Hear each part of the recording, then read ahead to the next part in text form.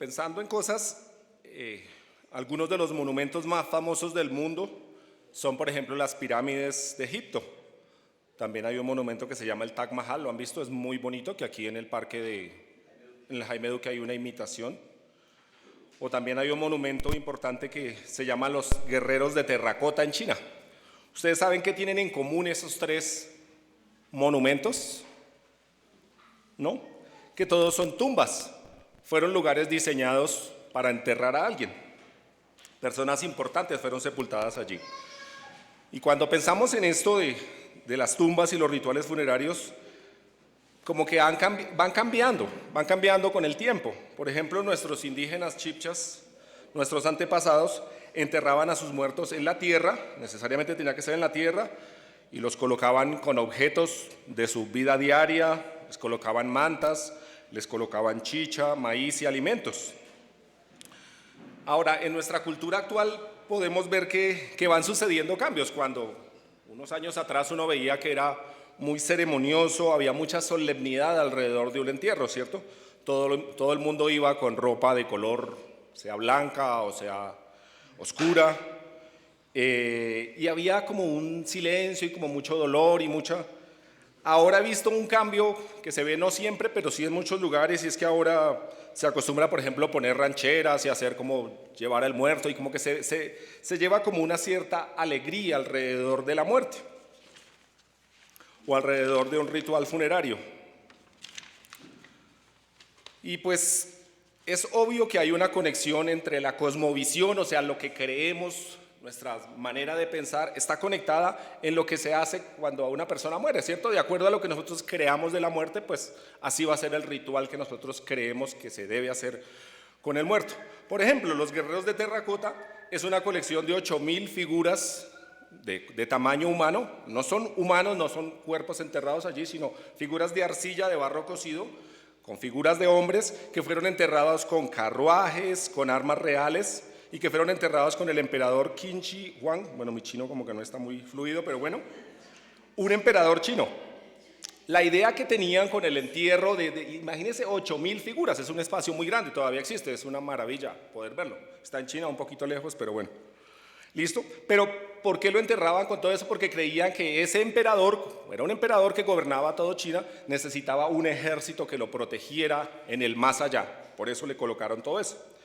Algunas prácticas funerarias pueden resultar aún violentas o muy dañinas. Por ejemplo, hasta el siglo XIX, o sea, 2 siglos atrás, en India existía algo que se llamaba el sati. El sati era una tradición india en la cual, cuando un hombre moría, su mujer debía ser quemada en la hoguera junto con el muerto.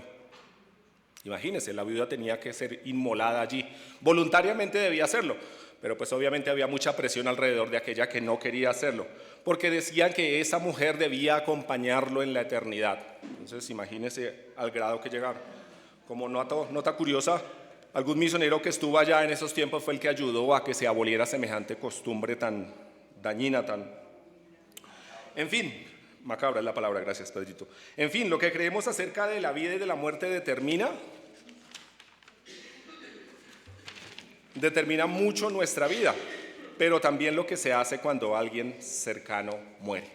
Lo que nosotros creemos tiene que influenciar eso. Quería introducirme en el tema de hoy con esos datos porque hablaremos de la muerte. Vamos a hablar de la muerte de Sara. Me acompañan por favor ahora sí a Génesis capítulo 23. Yo les leo Nueva Traducción Viviente, si quieren seguirme, si quieren escucharme, porque a veces uno como que se pierde un poquito. Génesis 23, vamos a leer los 20 versículos.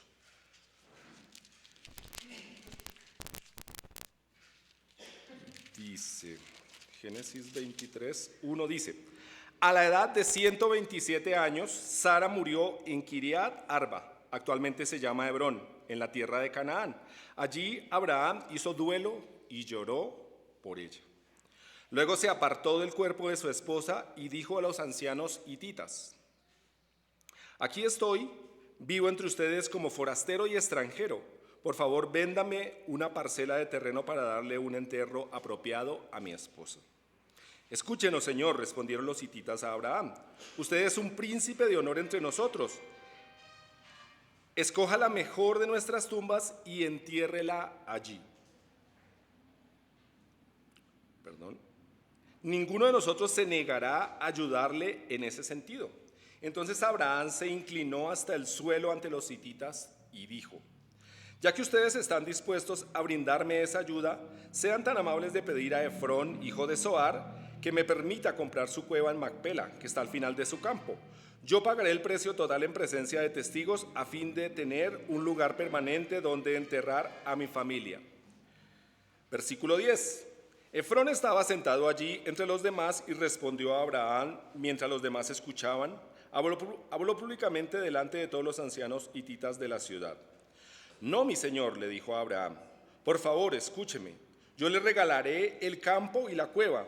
Aquí mismo, en presencia de mi pueblo, se lo regalo. Vaya y entierre a su esposa. Abraham volvió a inclinarse hasta el suelo ante los ciudadanos del lugar. Versículo 13. Y respondió a Efrón a oídos de todos. No, escúcheme, yo se la compraré. Permítame pagar el precio total del campo para poder enterrar allí a mi esposa. Efrón respondió a Abraham, mi señor, por favor, escúcheme, el campo vale 400 monedas de plata, pero ¿qué es eso entre amigos? Vaya y entierre a su esposa. Abraham estuvo de acuerdo con el precio sugerido por Efrón y pagó la cantidad total, 400 monedas de plata, pesadas según la norma de los comerciantes, y los ancianos hititas presenciaron la transacción. 17. Así fue que Abraham compró la parcela que pertenecía a Efrón en Macpela, cerca de Mamre. La parcela constaba del campo, la cueva y todos los árboles que la rodeaban. Se transfirió a Abraham como posesión permanente en presencia de los ancianos hititas en la puerta de la ciudad. Después Abraham enterró a su esposa Sara allí en Canaán, en la cueva de Macpela, cerca de Mamre, también llamado Hebrón.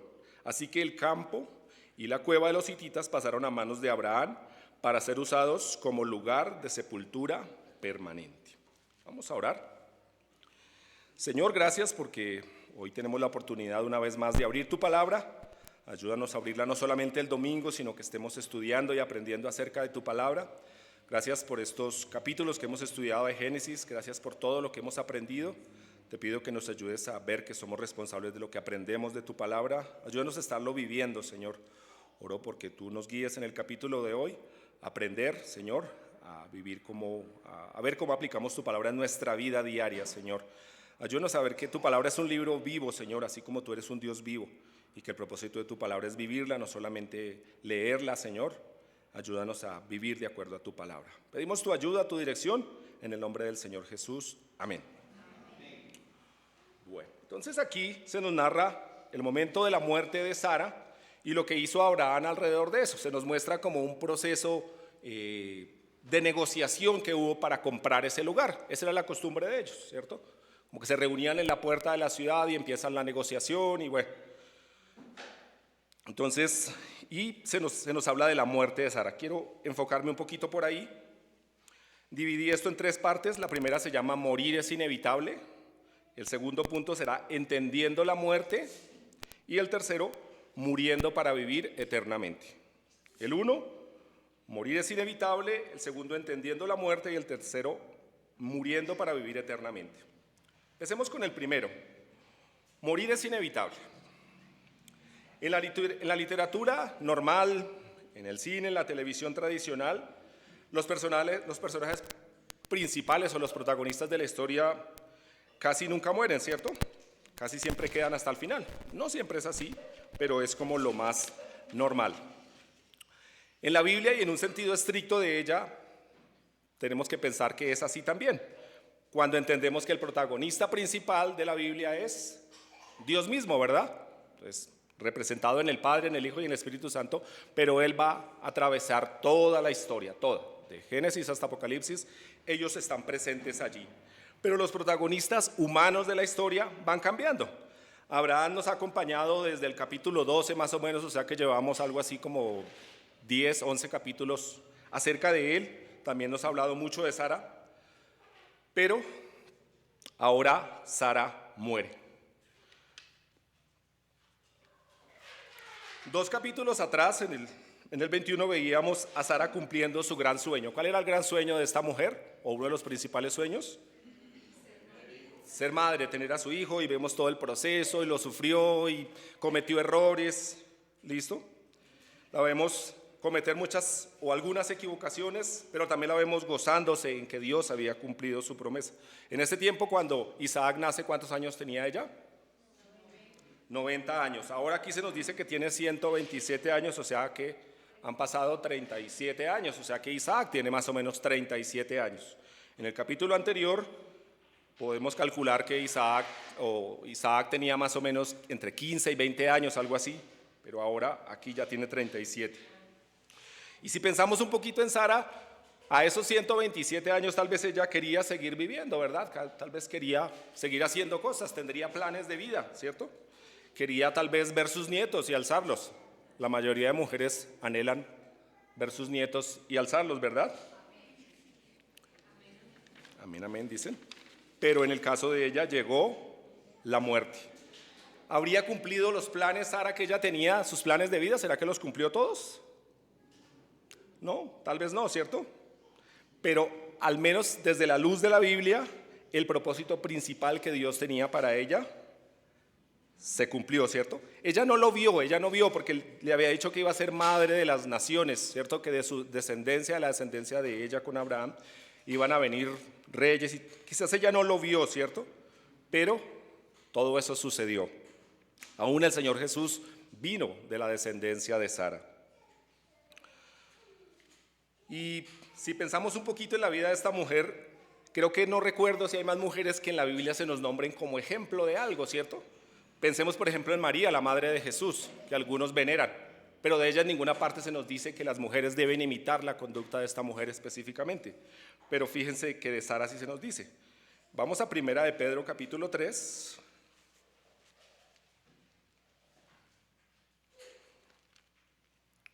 Primera de Pedro capítulo 3.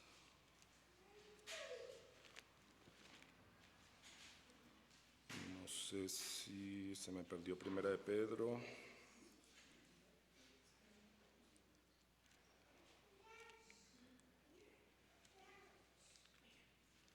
Primera de Pedro capítulo 3, versículos 5 y 6. Dice: así es como lucían hermosas las santas mujeres de la antigüedad. Ellas ponían su confianza en Dios y aceptaban la autoridad de sus maridos. Por ejemplo, Sara obedecía a su esposo Abraham y lo llamaba Señor. Ustedes son sus hijas cuando hacen lo correcto, sin temor a lo que sus esposos pudieran hacer. Y aquí Pedro le está hablando a las esposas, les está diciendo cómo debe ser una conducta, y cita a esta mujer, cita que Sara era una mujer ejemplar en ese aspecto. Es interesante eso. O sea, Sara, a pesar de sus equivocaciones, cumplió el propósito de Dios, llegó a ser un ejemplo que se nos cita a nosotros para vivir. Cumplió su propósito y Dios la llevó a su presencia. Y pensemos en algo que es claro aquí: la muerte es inevitable, tarde o temprano todos vamos a morir. ¿Difícil de aceptar? Sí, creo que no es fácil, ¿cierto? Aunque la medicina haya avanzado y aunque nuestro promedio de vida sea mayor y aunque la ciencia siga avanzando, no sé si un día podremos aumentar aún esos promedios más, pero por más que nos cuidemos, por más que dejemos de comer ciertas cosas, vamos todos a morir, ¿cierto? Tarde que temprano, si un día llegamos a los 200 años, no lo sé, pero vamos a morir. Es inevitable ese proceso. Moriremos todos, algunos mueren más jóvenes, ¿cierto? Es triste y muy doloroso ver que un niño joven muera, ¿cierto? Otros quizás llegan o llegaremos a mayor edad, a ser viejos, personas de 100 años, increíble que lleguen a esa edad, pero por la misericordia de Dios llegan. Pero todos tenemos fecha de expiración, todos, absolutamente todos. ¿Dios tiene el control de nuestras vidas? Sí. Decían los antiguos que nadie se muere en la víspera, y es cierto, nadie se muere un día antes a lo que Dios tenía planeado. La cuestión es que nosotros no sabemos. A veces es curioso que yo he escuchado personas que han tenido un accidente que se caen desde el piso 15 y no mueren. Y hay personas que se están duchando y se caen y se mueren, o que se tropiezan en la calle y se mueren. Hay personas que viven con muchas enfermedades durante toda su vida y llegan a los 100 años, y hay personas que son saludables toda su vida y mueren. Así que, vuelvo y digo, la muerte es inevitable, pero entendamos que Dios nos ha dado a todos un plazo de tiempo. Quizás nadie lo sabe, ¿cierto? Uno puede decir, hasta he escuchado casos médicos en que el doctor le dice, mire, usted un año más y olvídese, no va a pasar de un año o 2 meses. Y hay personas que dicen, eso me lo dijeron hace 5 años y aquí estoy todavía, ¿cierto? Y vuelvo y digo, hay personas que están en el chequeo médico, el médico les dice, no, usted está perfecto, su salud es de un joven de 15 años a sus 50, perfecto, pero muy pronto mueren. Así que nada garantiza, no sabemos cuándo. Y entonces la pregunta sería, ¿qué hacer cuando algo difícil de aceptar es inevitable? ¿Cierto? Aceptar la muerte va a ser difícil, sí, siempre va a ser difícil, pero es inevitable. Entonces, ¿qué debemos hacer? ¿Cómo se prepara uno para morir? ¿O cómo se prepara para enfrentar la muerte de un ser querido? ¿No ha pensado, no sé, a veces uno, por un accidente, por algo que pasa, uno piensa, bueno, ¿y si mi mamá, mi esposa, mis hijos murieran? Uno dice, no, eso sería destructivo, o sea, yo no sé qué hacer, no sé, ¿cierto? Pero es algo inevitable. La pregunta es cómo nos preparamos para eso. Eso nos lleva a nuestro segundo punto, que se llama entendiendo la muerte.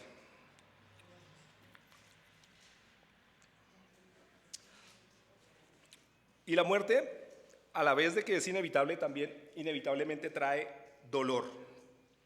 Como raza humana no fuimos creados para morir. Cuando Dios creó la raza humana, el propósito es que vivieran eternamente. Dios sabía que iban a pecar, ¿cierto?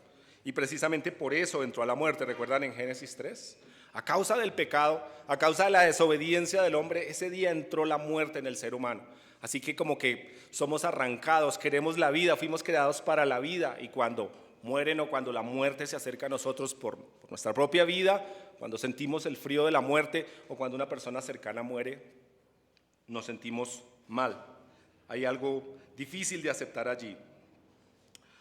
Abraham, al ver morir a Sara, se nos dice que llora por ella y hace un duelo, ¿cierto? No fue que Abraham dijo, no, pues yo sé que Dios la va a resucitar, no importa, no. Hubo un duelo y un dolor. No quería que ella muriera, tal vez quería haber compartido muchos años. ¿Hasta cuántos años vivió Abraham? 175, creo. ¿Sí? O sea que le tocó unos buenos años solos. Yo creo que el anhelo de él.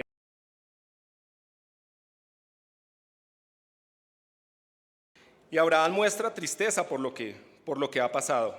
Abraham muestra que le está dolido, pero no muestra una tristeza desmedida.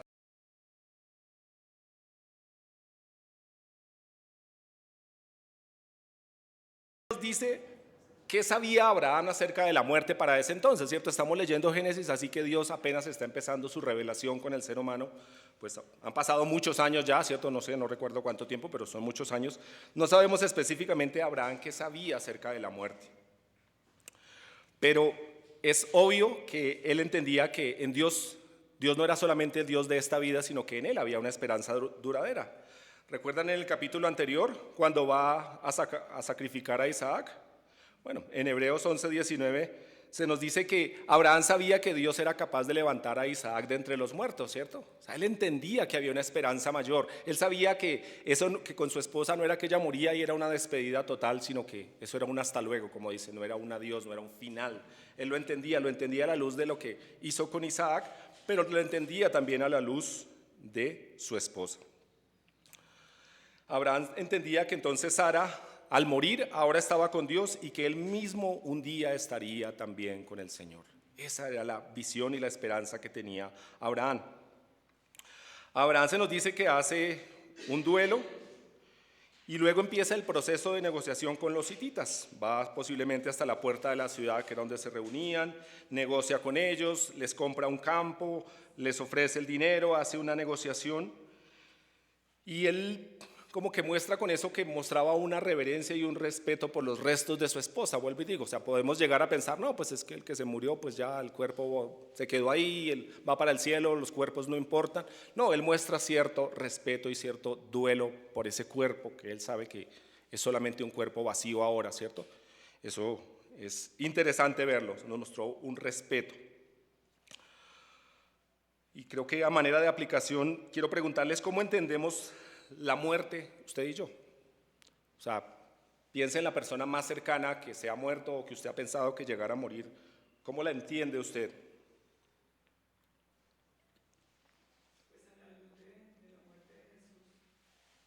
Ujú,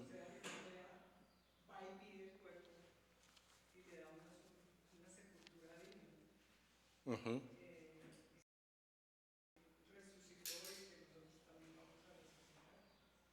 Muy bien. La Biblia habla de la muerte básicamente en dos aspectos. La muerte física, ¿cierto? De esa es la que habla aquí acerca de Sara. La muerte física se refiere a la separación del cuerpo y del alma, o del cuerpo, el alma y el espíritu, de acuerdo a lo que entendamos, pero es la separación, ¿cierto? Hasta, digamos, pensemos en Sara, hasta antes de morir, su cuerpo, su alma, su espíritu estaban unidos, estaban allí, pero cuando Dios le llama, su espíritu abandona su cuerpo. Entonces es la muerte física. Pero también la Biblia habla de la muerte espiritual. Y la muerte espiritual podemos definirla como la separación de Dios. ¿Esa separación de Dios a causa de qué se da? Del pecado, correcto. Cuando entró el pecado, entonces entró la muerte espiritual en el hombre. Con la muerte física, nada podemos hacer para evitarla. Llegará inevitablemente. Vuelvo y digo, yo no quiero ser portador de malas y tristes noticias. Como que nos cuesta pensar en eso, como que cuando dicen una persona se murió, como que... Pero es una realidad. Tenemos que saber que eso va a pasar, que personas que están muy cercanas a nosotros van a llegar a ese día, van a morir y que nosotros vamos a morir. La cuestión con la muerte física y lo grave de la muerte física es que cierra toda oportunidad de entregar nuestra vida a Jesús. ¿Cierto? Cristo es la única cura, la única esperanza, la única solución para la muerte espiritual, ¿cierto? Hebreos 9:27 dice que está establecido para los hombres que mueran una sola vez y después de esto el juicio de Dios. Al morir se cierra una puerta. Mientras que haya vida, tenemos siempre la oportunidad de aceptar al Señor, ¿cierto? No importa en el contexto en el que estemos, no importa la edad que tengamos, pero siempre está la oportunidad. Pero cuando viene la muerte física, hasta ahí llega la oportunidad, hasta ahí se acaba. Ese es el tiempo, ese es el lapso de tiempo que Dios nos dio. Y en su justicia Dios permite que el Evangelio se nos predique, que entendamos la palabra. La cuestión es si la aceptamos, ¿cierto? Nadie es creyente porque viene de padres creyentes, nadie es creyente por asistir cada domingo a la iglesia, por conocer toda la Biblia, no. Somos creyentes porque entendemos el sacrificio de Cristo, lo aceptamos, nos sabemos pecadores y reconocemos que le necesitamos a Él. Necesitamos rendir nuestra vida a Él, porque solamente Él puede pagar el precio de nuestra salvación. Solamente Él lo puede hacer. Él no va a evitar que muramos físicamente, pero Él es el único que puede evitar que muramos en el sentido espiritual. Le pregunto, ¿usted está seguro de que ha aceptado que ya no es un muerto espiritual?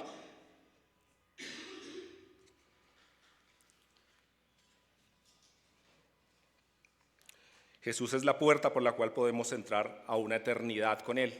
Porque al morir, algunos consideran que la muerte es como que la cesación de todo. Entonces una persona muere y ya no hay más. Su cuerpo lo entierran, se pudre, lo creman, bueno, no sé, y ya no hay nada más. Pero ese no es el concepto de la Biblia, ¿cierto? Otros consideran que después de la muerte es la reencarnación. Entonces, si usted fue bueno, reencarna en, no sé, en algo superior, en no sé qué animal pensarán, pero si usted fue malo, entonces debe reencarnar en algo inferior, como en un insecto, un cerdo, en algo, porque tiene que pagar el karma y volver así. Esos son los diferentes aspectos, lo que les decía al principio. La cosmovisión hace que pensemos o entendamos la muerte de esa manera. Hace poquito se murió una familiar y el esposo de ella dijo que no quería que la cremaran porque ella iba a reencarnar. Entonces, ¿sí? Todo eso condiciona lo que nosotros creemos y pensamos. Pero pensemos en nosotros, ¿tenemos un concepto bíblico de la muerte? ¿O tenemos una idea como que un revuelto entre lo que nos enseñaron cuando niños, lo que escuchamos y la Biblia? Pensemos que si rechazamos en esta vida a Jesús, la muerte entonces sí es cruel. Si una persona muere sin Jesús, se cierra la puerta en el momento en que muere y se pierde toda oportunidad de salvación. Por más rancheras que pongan al día de su velorio, por más caravanas que armen, por más pólvora que lancen, por más serenatas que den, por más misas, por más que esperen en la reencarnación y no permitan que su cuerpo sea quemado para que pueda reencarnar, nada de eso es posible. Siempre, o ha chocado para mí siempre ver ese cartelito cuando alguien muere que dice que una misa por el eterno descanso de. Existe un concepto de que, bueno, esta persona murió y como no era perfecta, entonces tenemos que hacer ciertas ceremonias para lograr que pase de aquí para allá. Pero ese es el concepto bíblico. ¿Dónde podemos sustentar que existe ese lugar? De que la persona esté en un lugar donde está purgando su pena, como en algo correccional y después va a ser pasada porque los de aquí le podamos hacer algo. Muchos textos de la Biblia nos hacen claridad en que no. Cuando usted y yo morimos, nuestro destino eterno está sellado. Pensemos en eso. Si la muerte va a llegar y usted nada le garantiza que no le va a llegar más pronto. Quizás todos soñamos de llegar a viejo, ¿cierto? ¿Quién siendo aún niño ha pensado en llegar a ser viejo? Uno mira hoy los viejitos y dice, ay, chévere cuando tenga esa edad y voy a hacer tal cosa y voy a comprarme una finca y voy a cultivar y voy a viajar y todos tenemos planes. Y está bien, no digo que está mal, pero nada nos garantiza de que esos planes se van a poder cumplir. Aún los jóvenes, ¿cierto? Yo no quiero que vivan pensando en la muerte, pero la muerte es real, ¿cierto? ¿Cuántos jóvenes mueren hoy en día? O sea, me rompe el cerebro ver cuántos jóvenes se desaparecen hoy en día, se desaparecen por aquí, por allá, jovencitos, jovencitas, y normalmente aparecen muertos. Así que la muerte es una realidad, ¿cierto? Entonces, como les decía, si es algo inevitable, lo único que podemos hacer es prepararnos para eso. Digo, no hay forma de que podamos salir del lugar de condenación después de la muerte, pero mientras que estemos en esta vida, mientras que usted está aquí sentado y puede escuchar, entonces hay oportunidad. Siempre hay oportunidad, ¿cierto? ¿Por qué posponerla? Si Jesús no es su Salvador, ¿por qué pospone eso, cierto? Siempre he pensado, si a usted lo llamaran, le timbrara su teléfono en este mismo momento y saliera a contestar y le dijeran que un familiar lejano, un tío por allá de 3 generaciones atrás acaba de morir y le ha dejado una herencia multimillonaria, ¿usted qué haría? Usted diría, no, es que estoy en la reunión de la iglesia, pues espéreme, yo no, es que me toca ir hasta allá, no, espéreme, la otra semana le aviso. No, por decencia se quedaría que la reunión y ahí mismo sale, bueno, ¿qué hay que hacer? ¿Con quién hablo? ¿Cierto?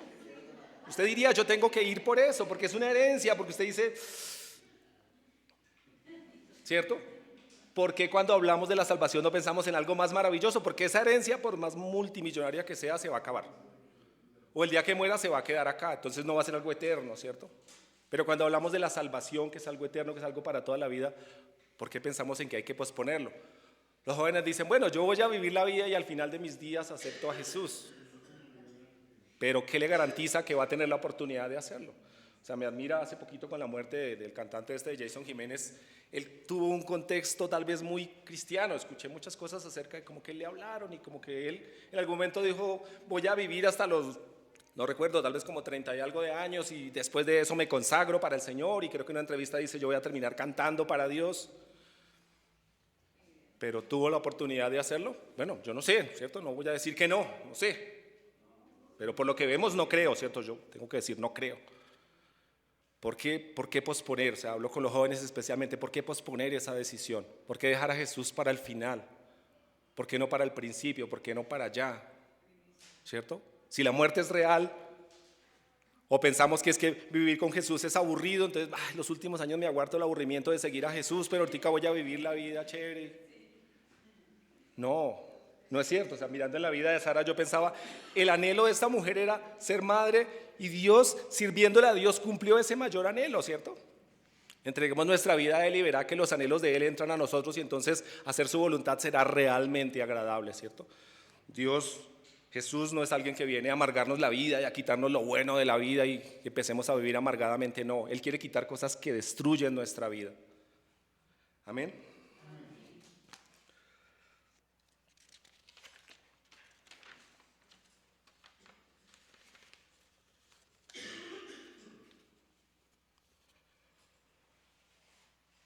¿Cómo reaccionamos entonces cuando pensamos en la muerte, ¿cierto? Algunos ya tenemos cierta edad y uno como que empieza a pensar, bueno, o que el médico nos empieza a dar diagnósticos como que no estamos tan bien como pensábamos.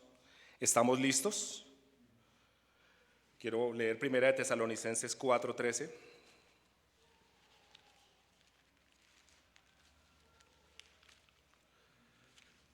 ¿Quién me ayuda a buscar lo que es que estoy?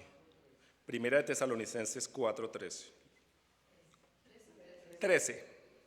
Hermanos, no queremos que ignoren lo que va a pasar con los que ya han muerto, para que no se entristezcan como esos otros que no tienen esperanza. Gracias, Carlitos. O sea, esos versículos, el autor está aclarando de la vida futura y dice, para que no se entristezcan de sobremanera, para que no se entristezcan tanto. O sea, no está diciendo para que no se entristezcan de ninguna manera, sino para que no se entristezcan profundamente, ¿cierto? Vuelvo y digo, la muerte va a traer dolor, inevitablemente, pero cuando tenemos esa esperanza en Él, cuando sabemos lo que va a pasar al morir, entonces esa tristeza debe ser mermada, debe ser disminuida, porque tenemos una gran esperanza en Él, ¿cierto? Vamos, si tenemos a Cristo en nuestra vida, moraremos con Él eternamente. Las cosas difíciles, malas, complicadas de esta vida dejarán de ser, ¿cierto? Y viviremos con Él en alegría, ¿cierto? Aún a mí me cuesta entenderlo, decir todos los días estar en el cielo y bueno, si no hay que trabajar. No lo entiendo todavía, pero la palabra me promete que va a ser un lugar de felicidad verdadera y estoy seguro de que así va a ser. Pero la otra cara de la moneda es la condenación eterna, ¿cierto? Pasar a un lugar de tormento eterno, porque las figuras que utiliza la Biblia para describir el infierno son fuertes, duras. Pensemos en eso, eso es lo que está en juego, nuestra salvación o nuestra condenación eterna. Y vuelvo y digo, cuando llegue la muerte, ese día se cierra la oportunidad, hasta ahí. Antes que eso, usted tiene la oportunidad, pero no la posponga. Nuestro tercer y último punto se llama muriendo para vivir eternamente. En este capítulo es notoria la compostura que Abraham tiene al negociar. Pero un detalle muy importante es que Abraham compra un lugar de sepultura para Sara en el lugar que Dios le había prometido, ¿cierto? Abraham no dijo, no, pues se acaba de morir Sara, pues yo la voy a llevar a sepultar en Ur de los Caldeos porque allá está la familia de él. O no, él dice, esta es la tierra prometida donde Dios me ha traído, aquí voy a vivir, aquí va a vivir mi descendencia, entonces decide comprar un lugar en ese lugar. Dice que compra ese lugar por 400 monedas de plata. Y es curiosa la negociación. Yo cuando la leí dije, uy, eso era como muy irreverente. El uno le dice, no, si quieres yo te regalo el predio. Eso era como una negociación. Pero leyendo un poco de cosas culturales, eso era como un formalismo. O sea, cuando él está diciendo, yo te lo regalo, era para que el otro le ofreciera y eso es una negociación. Finalmente se la venden 400 monedas de plata.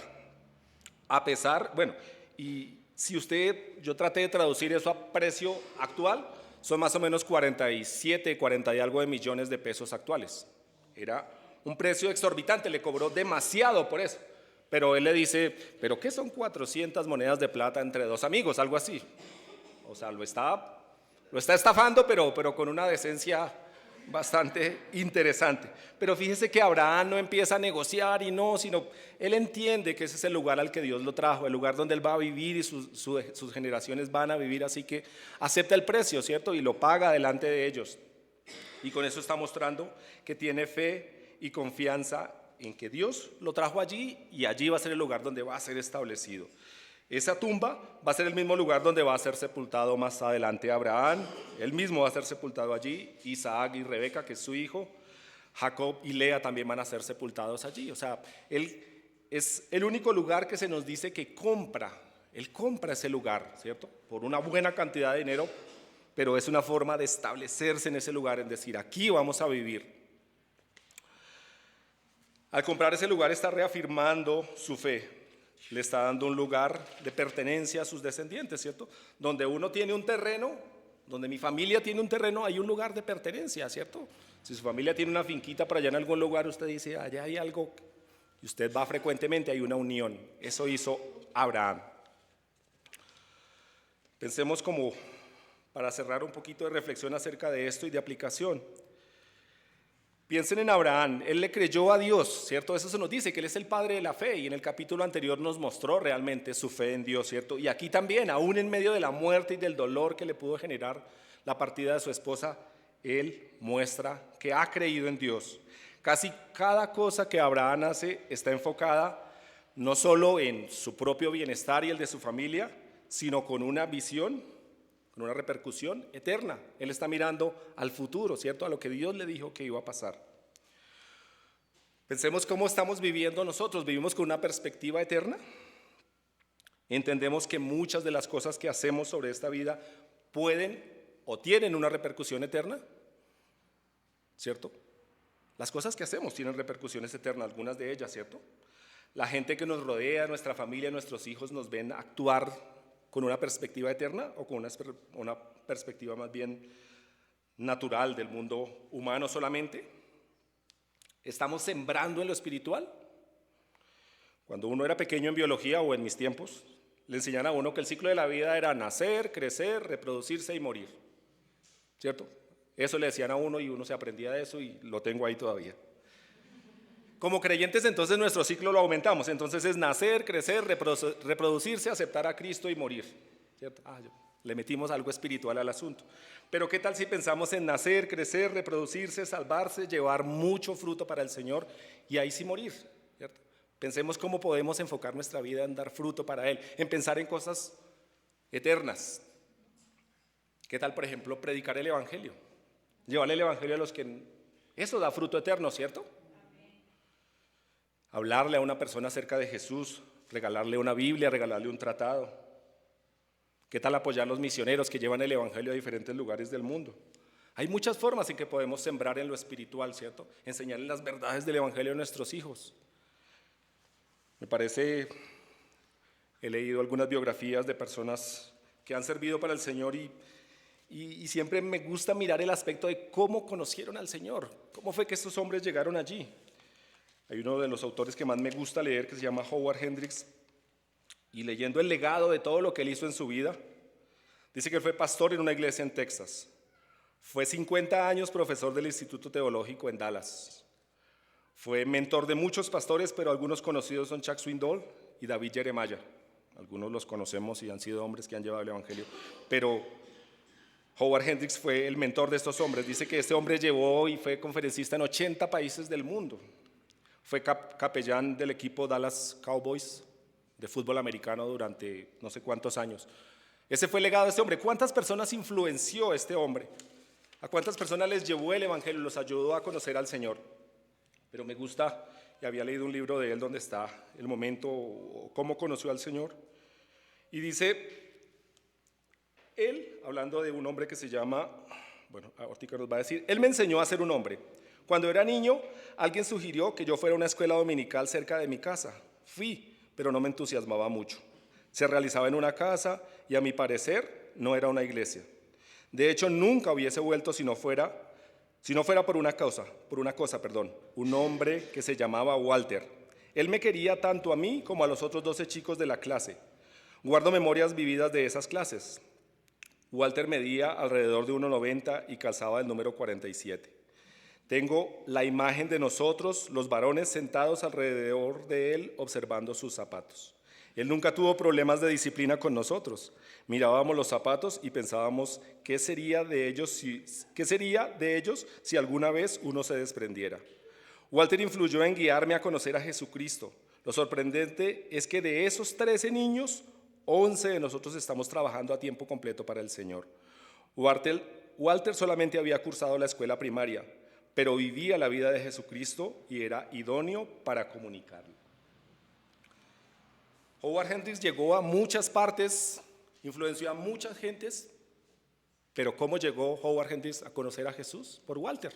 Dice que era un hombre que no era estudiado, dice que era un hombre, en otras partes creo que leí que decía que Howard Hendricks era un niño de esos que vagan por ahí por las calles, la pasaba jugando bolas y Walter se iba y jugaba bolas con él y lo llevó a conocer a Cristo. Walter sembró para la eternidad, ¿sí ve?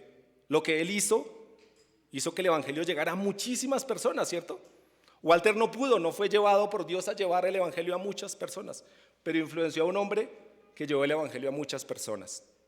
Piense por un momento quién le habló del evangelio a usted, ¿cierto? Esa persona sembró para la eternidad, ¿cierto? O esas personas, porque en los casos de uno fueron varias personas quizás que le hablaron, le influenciaron, sembraron para la eternidad. Ahora nos corresponde a nosotros. ¿Estamos sembrando para la eternidad? ¿Estamos haciendo cosas que dan fruto o nuestra preocupación mayor es un carro mejor, una casa más grande, la casa en el campo, la pensión, las vacaciones, la universidad? Pensemos en qué podemos sembrar para la eternidad. No digo que necesariamente tener un carro más nuevo, tener una casa, ir de vacaciones, no digo que eso sea del diablo y que es malo, pero a la vez que trabajamos en sembrar en lo material, pensemos en qué sembramos en lo espiritual.